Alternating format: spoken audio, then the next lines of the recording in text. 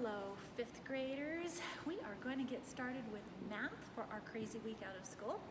And this week, just know that we're going to be bouncing around between a couple different lessons. We're not going to be going in order, so I'm warning you on that. We're going by topic instead. We're going to be working with fractions all week this week, okay?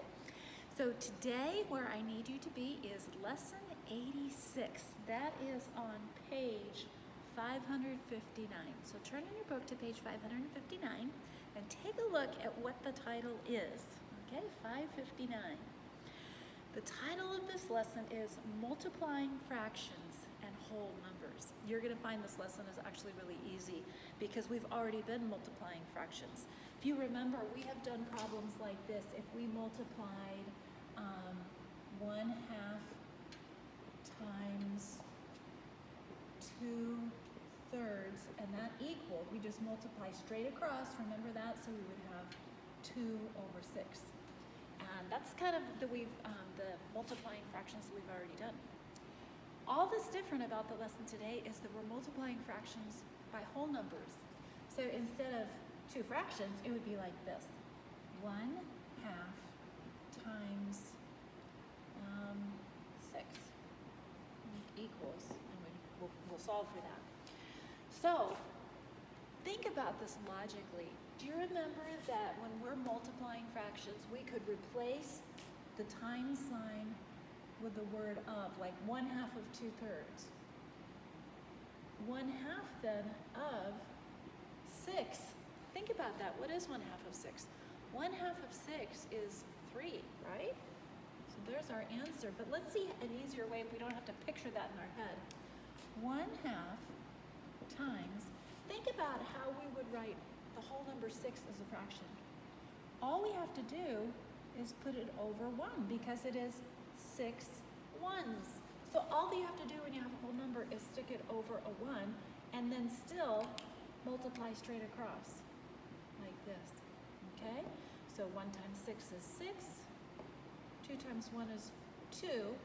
Now we have to simplify that and say, ooh, big numbers, the big number's on the top, so 2 goes into 6 3 times. So there's our answer, okay?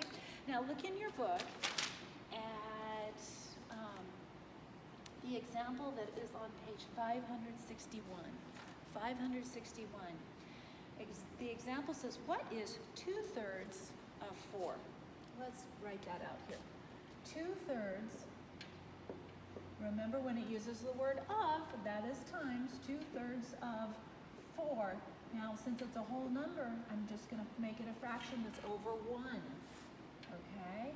So 2/3 times 4 ones. We're going to multiply straight across. 2 times 4 is 8. 3 times 1 is 3. So the answer is 8/3. You know we can't leave it as 8/3. We have to reduce it. So 3 goes into 8 how many times? Yep, it goes in 2 times. 3 goes into 8 2 times, and how many are left over? Because 2 times 3 is 6. So that makes 2 left over to get up to 8. Do you see what I'm saying? So 3 goes into 8 2 times with 2 left over, so 2/3, because that's what we're talking about here. All right. I was going to ask if you have any questions. You can't even ask me. Okay. If you have any questions, go back and look at the examples or give me a call and I can help you. What your assignment is today is just to do the lesson practice.